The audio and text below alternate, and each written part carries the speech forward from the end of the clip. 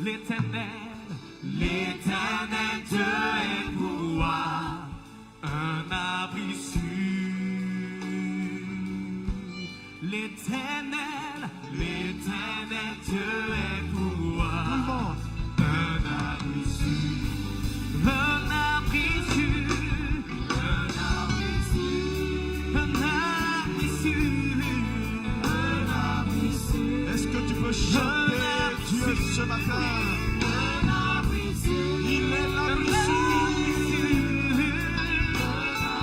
Il est pour moi un abri sûr, un abri sûr, un abri sûr, un abri sûr. Il est pour moi un abri sûr, un abri sûr, un abri sûr, un abri sûr. Il est pour moi un réconfort, un réconfort. Il est pour moi un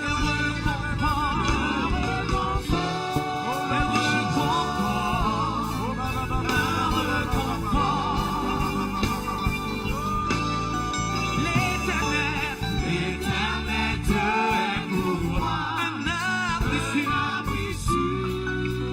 Est-ce qu'il est ton abri ce matin? L'Éternel Dieu est pour moi Tout le monde. un abri sûr. L'Éternel Dieu est pour moi Et un abri sûr. un abri sûr. L'Éternel Dieu est pour moi un abri sûr. Un abri sûr, un abri sûr pour moi. Un abri sûr, un abri sûr. L'Éternel, un abri sûr. Il est pour moi un abri sûr. Il est pour moi un confesseur, un abri sûr. Il est pour moi un abri sûr, un abri sûr. Pour moi un abri sûr, un abri sûr. Il est pour moi un réconfort, un réconfort. Il est pour moi un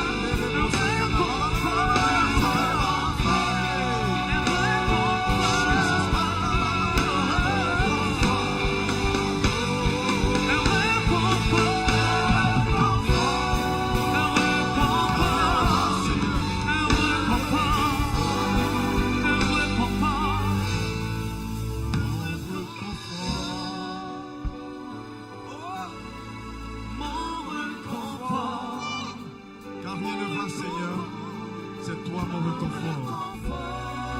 Quand rien ne va, quand je marche dans la vallée de l'ombre de la mort, tu es mon réconfort.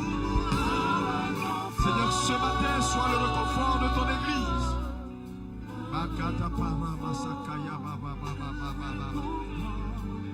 Akandoro bosheke de bobi masaka baba baba baba baba.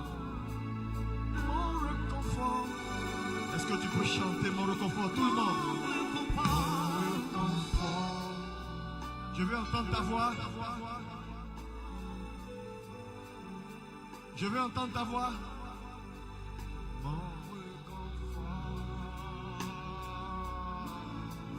Mon réconfort. Mon réconfort. Mon réconfort. Tout le monde, l'Éternel est pour moi. L'Éternel Dieu est pour moi un abri sûr. Encore. L'Éternel Dieu est pour moi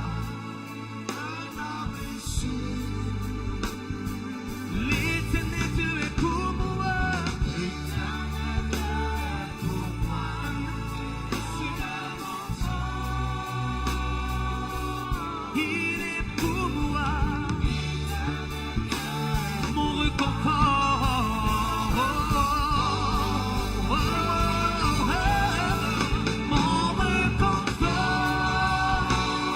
Mon réconfort, mon réconfort, il est pour moi, il est pour moi, il est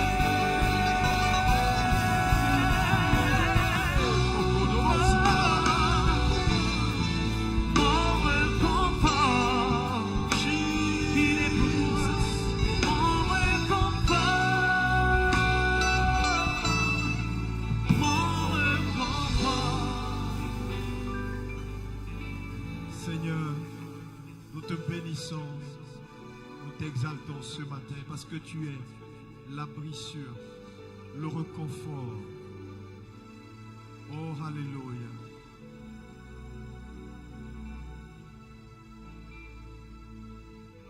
Merci Seigneur. Lève la main droite comme ça vers le ciel. Quel ami fidèle le temps. Nous avons en Jésus-Christ. Chante de tout ton cœur ce matin. Toujours prêt à nous entendre. Akadorobo Sakaya Babaraba.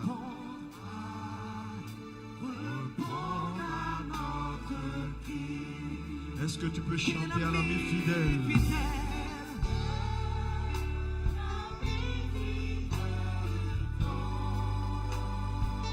Il est l'ami fidèle. Nous avons Jésus-Christ, toujours prêt à nous entendre,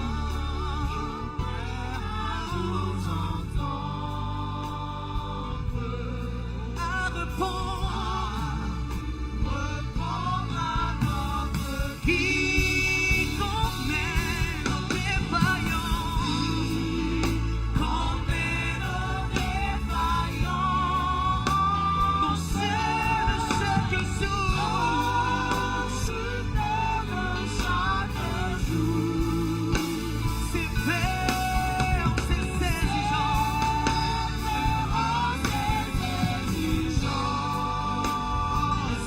il est riche en son amour.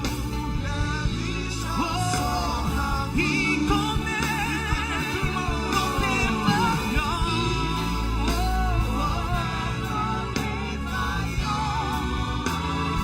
C'est de chaque jour, c'est ferme, c'est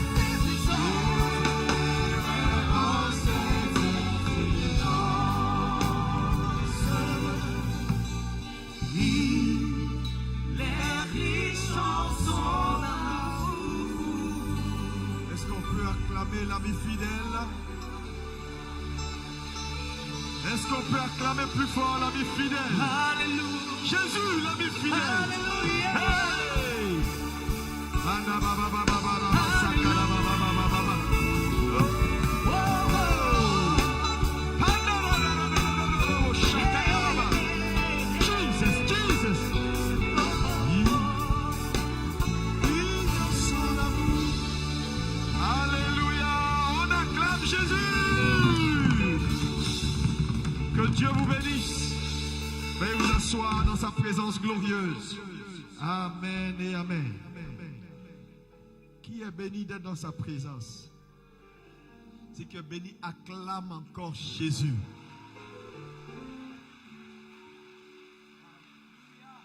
Je vous salue dans le précieux et beau nom de notre Seigneur Jésus-Christ de Nazareth. Salue ton voisin à côté de toi. Salut. Salut ton voisin. Dis-lui, voisin, je t'aime de l'amour du Seigneur. Il faut lui dire ça. Amen, amen. Gloire à Jésus. Amen.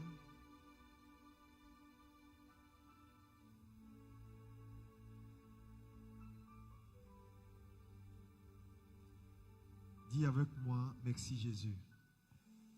Plus fort. Encore plus fort. Amen.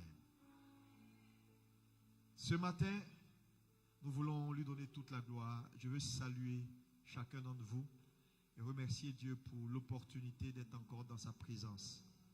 Vous savez, chaque fois que nous sommes dans sa présence, pour moi, c'est une opportunité. Dis avec moi opportunité. Parce qu'il y en a qui cherchent ce temps-là, ils ne trouvent pas. Ils sont à l'hôpital couchés. Ils ne s'en sortent pas. Nous, on est là. Quelle grâce. Est-ce qu'on peut acclamer le ressuscité? Amen, amen, amen, amen, amen, amen, amen, amen. Merci Jésus. Que ton nom soit béni. Nous, ce matin, nous continuons dans notre série d'études. Vous savez, cette année est notre année d'exaucement divin. Et vous savez, quand Dieu donne un slogan, c'est pour baliser l'année. Et donc, il est important pour nous d'enseigner pour que chacun ait la direction nécessaire pour réussir son année. C'est pourquoi je voulais t'encourager à ne pas manquer les cultes, à rester concentré au maximum, parce que Dieu va faire des bonnes choses pour nous cette année. Il nous a promis de nous faire du bien.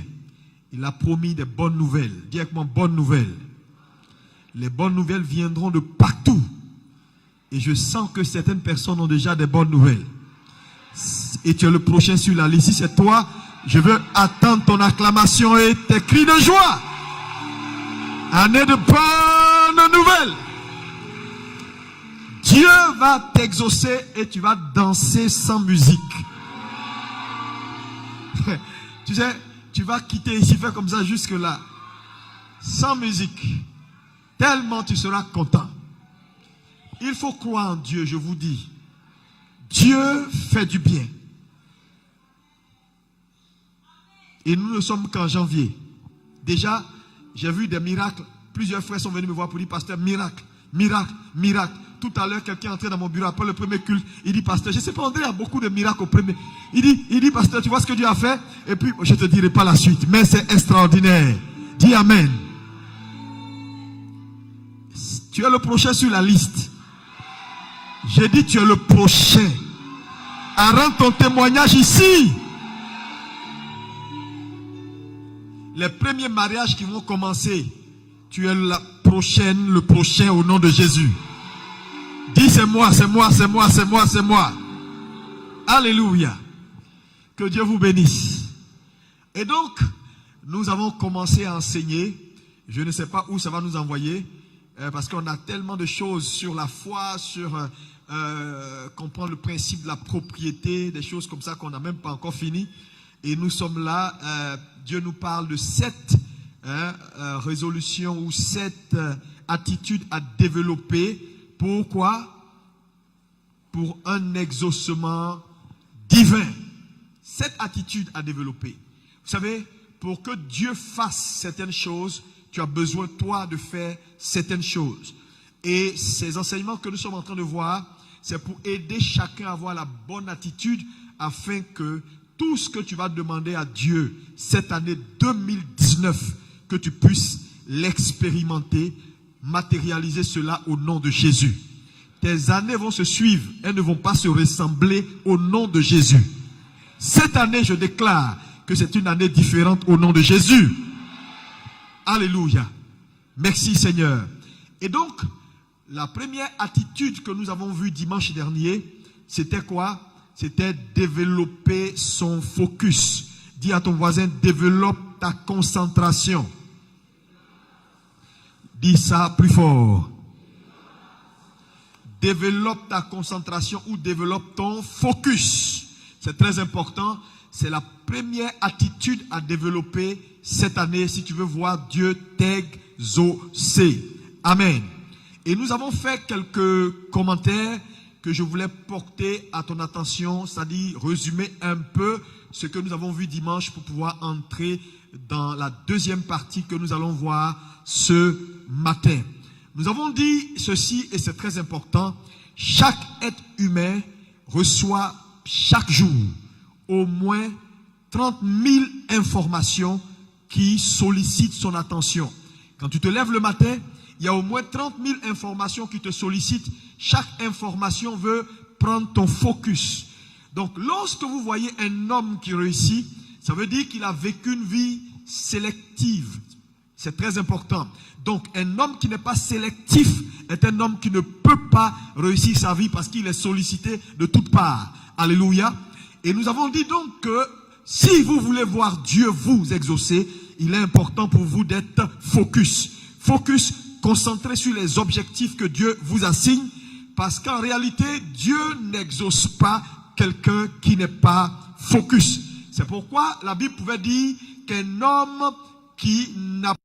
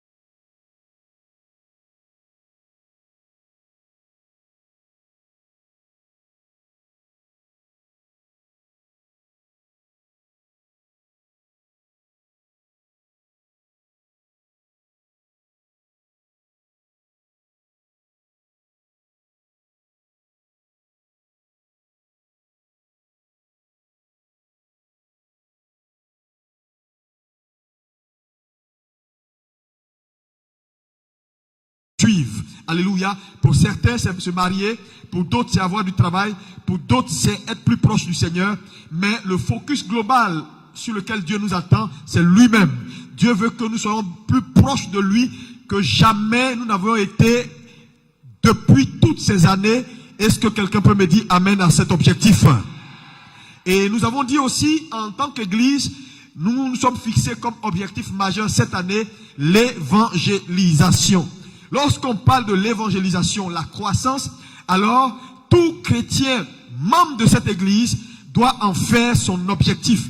Parce que Dieu considère l'objectif commun. Alléluia. C'est très important que nous puissions adhérer à ce qui est collectif. Et j'ai fait cette remarque pour dire que la concentration, elle est individuelle, elle n'est pas d'abord collective, elle est d'abord individuelle. Et que c'est lorsque chacun est concentré que nous pouvons dire l'ensemble de cette église est une église qui est concentrée sur les objectifs que Dieu leur a assignés parce que les individus sont concentrés. Alléluia. On a dit beaucoup de choses, je ne peux pas revenir sur tout. Alléluia. Il faut juste acheter les CD et aller sur le message du dimanche dernier, vous aurez tous les détails. J'ai donné un point pour vous permettre d'avoir juste des idées. Amen. Ce matin, et un point important que je vais aussi souligner que j'ai dit dimanche dernier, cette année, passez moins de temps avec les gens qui ont besoin de vous et beaucoup plus de temps avec ceux dont vous avez besoin. Alléluia. Parce que Jésus a passé plus de temps avec Dieu qu'avec ses disciples. Alléluia. Quelqu'un m'a posé la question sur Internet parce qu'il a vu un texte sur ça, sur Internet. Et il m'a dit, mais pasteur, c'était un évangéliste. Pasteur, je ne comprends pas cette pensée. Pourquoi tu nous demandes cette année de passer beaucoup plus de temps avec, ou beaucoup moins de temps avec ceux qui ont besoin de nous et beaucoup plus de temps avec ceux dont on en a besoin? Il dit, pourquoi tu nous dis ça? Moi, je ne comprends pas. Je ne trouve pas ça juste. Je n'ai pas répondu parce que je n'ai pas eu le temps. J'ai juste jeté un coup d'œil. Je suis passé. Mais le Seigneur m'a rappelé simplement d'expliquer parce que ça peut être le cas pour plusieurs personnes ici à l'église. Pourquoi il faut passer beaucoup plus de temps avec les personnes dont tu en as besoin et moins de temps avec les personnes qui ont besoin de toi? Vous savez, très souvent, une chose importante, voilà le post qui est sur le... Voilà, c'est ce post-là qu'ils ont commenté. Amen. Pourquoi il est important de faire cela? Parce que tu vois, tu ne pourras pas, tu auras moins de capacité ou moins de force pour aider ceux qui ont besoin de toi si tu ne passes pas plus de temps avec ceux dont tu en as besoin. Jésus a passé plus de temps avec le Père qu'avec les disciples parce que c'est du Père qu'il reçoit. Donc, la source est très importante. Si tu veux aider quelqu'un, il faut être plus fort que la personne. Parce qu'en réalité, ceux qui ont besoin de toi prennent de toi. Ceux qui ont besoin de toi te vident. Donc, si tu passes plus de temps avec ceux qui ont besoin de toi, tu seras vide. Et moins de temps avec ceux qui te donnent, tu n'auras pas assez de ressources pour aider ceux qui ont besoin de toi. Donc, beaucoup plus de temps avec Dieu, qui est la source, pour avoir plus de capacité à faire du bien autour de toi. Est-ce que quelqu'un comprend maintenant la pensée? Alléluia. Dieu est notre source. C'est lui qui doit être l'élément principal de notre priorité. Et quand Dieu est notre priorité et que nous passons plus de temps avec Dieu, on aura assez de force et d'énergie pour servir ceux qui ont besoin de nous. Amen. Ce matin, nous allons voir la deuxième partie de cet enseignement, développer votre concentration, en parlant des ennemis de la concentration. Est-ce qu'on peut dire avec moi les ennemis de la concentration? Plus fort que ça. Nous allons nous lever pour faire notre première lecture dans Joël 2, versets 7 à 8. Joël 2, versets 7 à 8. Notre première lecture. Et nous allons lire Jean 21, verset 15. On suit tous la parole du Seigneur. Tout le monde se met debout, s'il vous plaît. La première lecture se fait debout, par respect pour Dieu et sa parole. Après, on pourra s'asseoir. Oui, lisons ensemble. Ils se lancent comme des guerriers. Oui. Chacun va dans son chemin, oui. Sans s'écarter de sa route. Ça, c'est être focus, oui. Ils ne pressent point les uns les autres. Oui. Chacun garde son rang. Chacun garde son rang. Ils se précipitent au travail et des traits sans arrêter leur marche. Ils se répandent dans la ville. Oui. Courent sur les murailles. Montent sur les maisons. Oui. Entrent par les fenêtres comme un voleur. Devant eux, la terre tremble. Amen. Vous voyez que le mot chacun revient, chacun, chacun, chacun. J'ai dit tout à l'heure que la concentration n'est pas d'abord collective, elle est d'abord individuelle. Dieu a besoin de prendre ton attention.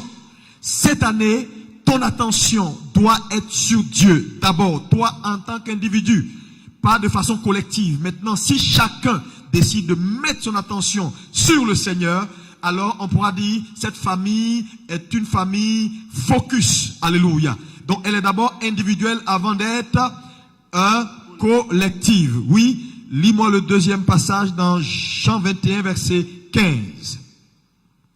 Après qu'ils eurent mangé, Jésus dit à Simon-Pierre, Oui, Simon, fils de Jonas, oui, m'aimes-tu plus que ne m'aime ceci? Il lui répondit, oui Seigneur, tu sais que je t'aime. Jésus lui dit, paie mes agneaux. paie mes agneaux. Que Dieu bénisse sa parole. Amen. Asseyez-vous dans sa présence. Alléluia. Et donc, la concentration est quelque chose de très important. Écoutez-moi bien ce matin, je vais être calme parce que je veux que tu saisisses la pensée de Dieu. Un homme qui n'est pas concentré est un homme qui va aller dans tous les sens. Dites-moi Amen. C'est pourquoi il est important en tant qu'enfant de Dieu. C'est la nouvelle année. Sur quoi tes yeux sont fixés? Quels sont les objectifs que Dieu a assignés à ta vie?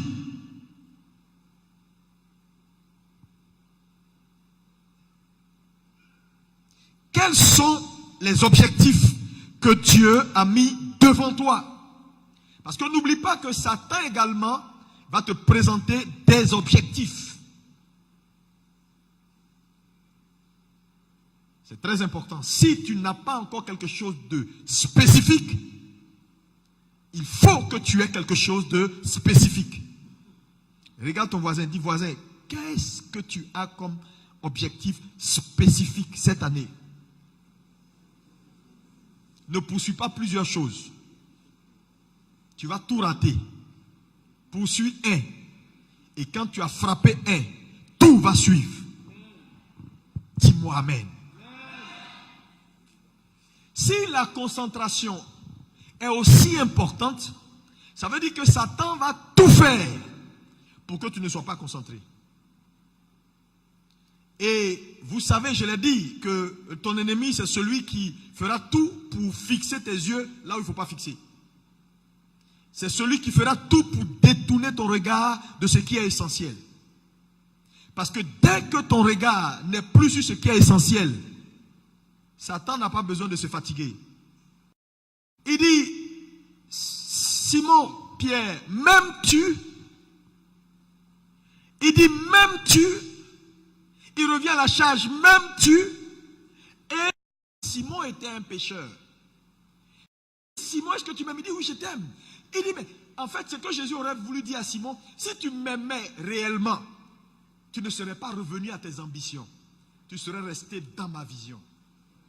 Parce que ma vision pour toi, lorsque je t'ai appelé, ce n'était pas pour que tu retournes à tes ambitions personnelles, la pêche.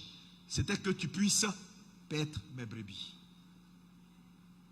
Donc, le premier ennemi de la concentration, ça peut être ton ambition personnelle. Et le problème avec l'ambition personnelle, c'est légitime d'être ambitieux. Je ne vois pas quelqu'un dans cette salle qui n'est pas ambitieux. Mais le danger avec l'ambition, c'est que l'ambition peut combattre la vision. Qu'est-ce que c'est que l'ambition? L'ambition, en fait, c'est ce que tu as toujours voulu. C'est ce que tu veux. Mais la vision, c'est ce que Dieu recherche ou c'est ce que Dieu veut. Donc, quand ce que tu veux combat ce que Dieu veut, c'est de la distraction. Ça peut te détourner des buts de Dieu. Le problème avec plusieurs, c'est que c'est l'ambition, c'est ce qu'ils veulent faire qui est en train de combattre dans leur vie ce que Dieu veut faire. Ma prière pour toi ce matin, c'est que tes ambitions, tu as dans ton cœur la volonté de visiter les orphelinats pour donner à manger. Mais entre ce que tu as dans ton cœur et ce que Dieu veut, quelqu'un doit plier. Donc quelqu'un doit plier. Quelqu'un doit... Oh, on ne dit pas amen, hein? Dis, répète-moi, quelqu'un doit plier. Mon ami, on ne peut pas poursuivre deux lièvres en même temps. Je vous ai dit, si tu vas dans un champ dimanche dernier, tu souffles dans un trou de rat et que par extraordinaire tu veux, tes ambitions c'est ce que toi tu veux. Et très souvent ce que vous voulez n'est pas ce que Dieu veut. Et tu vas voir que là où l'ambition peut être une distraction, c'est qu'elle va te faire faire des choses qui vont faire que tu vas nager à compte courant de l'ensemble. Non. Parce que regardez, nous sommes dans l'année de l'exaucement. Et Dieu dit, cette année, évangélisez, évangélisez, évangélisez. Qu'importe ce que Dieu a mis dans ton cœur comme sentiment personnel.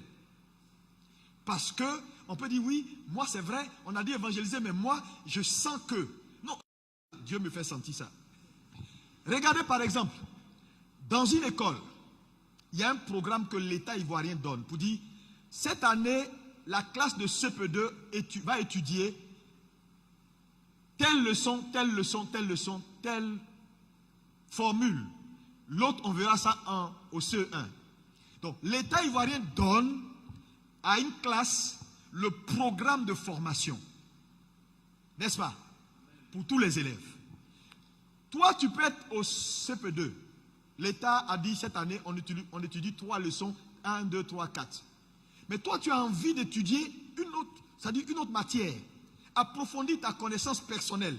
Tu as des livres importants où il y a des choses qui vont au-delà de ce que l'État a dit. Tu es libre d'apprendre ça. Mais si tu ne veux pas échouer, reste dans ce que l'État a dit. Tu ne peux pas dire non. C'est vrai, ils ont dit 3, mais moi, on va étudier cette année la Russie, on va étudier l'histoire du Ghana et puis l'histoire de la Côte d'Ivoire. Mais moi, non. Moi, ce qui m'intéresse et ce que je sens, c'est étudier l'histoire de la Chine, du Bangladesh et puis de la Mauritanie. Qu'est-ce qui va arriver? Échec et maths. Donc la vision collective, parce que l'Église est comme une personne devant Dieu. Et quand Dieu, pour une année, donne des instructions à une entité qu'on appelle Église ABMC, il donne les instructions à la personne qu'on appelle ABMC, à l'entité ABMC. Et tous ceux qui sont dans la maison ABMC doivent comprendre que les paroles, les orientations que Dieu donne à la maison, c'est un peu comme ce que je viens de dire tout à l'heure. J'ai dit quoi? C'est un peu comme le programme qui nous permettra, nous, en tant que famille ABMC, d'atteindre les objectifs que Dieu attend de nous. Ça veut dire quoi? Cette année, nous sommes dans l'année de l'exaucement divin, n'est-ce pas? Vrai ou faux? Donc, c'est tout un programme attaché à ce concept-là, utile pour nous, pour arriver à bon port. Donc, tu ne peux pas dire oui, c'est vrai, ils ont dit ça, mais... Non, donc, vous devez faire très attention à vos ambitions personnelles. Tout ce qui combat la vision collective devient une ambition démesurée. That's all. Parce qu'il y a 2 choses que je veux que tu saches. Dans la vie, soit tu fais le choix d'être solitaire et tu vis ta vie comme tu veux. Mais dès que tu fais le choix de vivre en communauté, tu te soumets aux règles de l'ensemble. On ne peut pas être dans un ensemble et vivre comme un indépendant. Ça ne marche pas. Tu te mets un joug sur la tête. C'est tout. Tu ne peux pas dire j'appartiens à une famille et tu ne respectes pas les règles de la famille. Donc sors de la famille et sois un électron libre. Mais si tu décides d'être dans un ensemble, c'est comme quelqu'un qui décide d'être dans une société et qui ne veut pas respecter les règles de la société parce qu'elle aurait son affaire personnelle. Ça ne marche pas. On va te renvoyer. Tu décides d'être dans une société, tu fais la place pour la société dans ta vie. Ce premier point important, j'insiste, parce que c'est l'un des points qui fatigue beaucoup de gens. Il dit, Pierre, tu es retourné à tes ambitions de pécheur et tu as laissé ce que je t'ai confié comme mandat et mission. Donc nos ambitions peuvent combattre la vision. Voilà pourquoi nous devons faire très attention, parce que les ambitions personnelles, ce que nous voulons, ce que nous sentons, ce que nous voulons, peuvent être sujets de distraction. Et je prie que 2019 ne soit pas ainsi au nom de Jésus. Je dis que 2019 ne soit pas ainsi au nom de Jésus.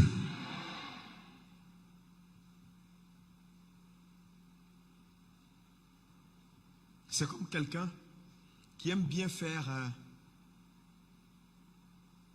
une émission, qui sent le besoin de faire des petites émissions. On lui confie une responsabilité de communicateur. Et au lieu de faire son boulot, il est tout le temps en train de faire ce qu'il sent, au détriment de ce qui est demandé. Ça devient une infraction. Je ne sais pas si on me suit. Ça veut dire quoi? Tu n'as pas le droit de faire pour toi, tant que ce que tu dois faire pour l'ensemble n'est pas validé et apprécié. C'est tout. Si tu fais pour toi, alors que ce qui est collectif n'est pas validé et apprécié, Dieu ne va pas te bénir. Non, je te dis.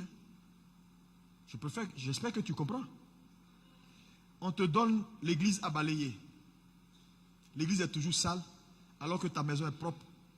Il y a problème. Vrai ou faux?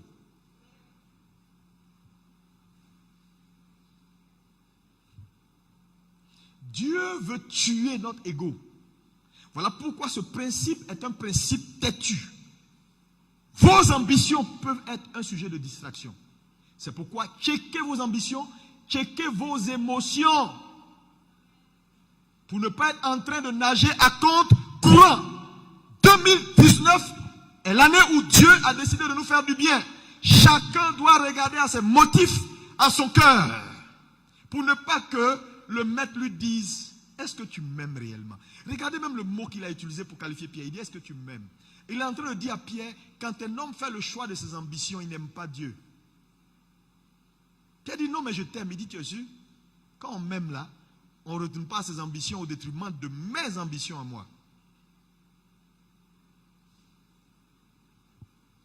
Est-ce que c'est mauvais aller pécher? Non. Mais tu ne peux pas aller pécher, avoir ton argent au détriment de perdre mes brebis. Ça, c'est le premier piège à éviter.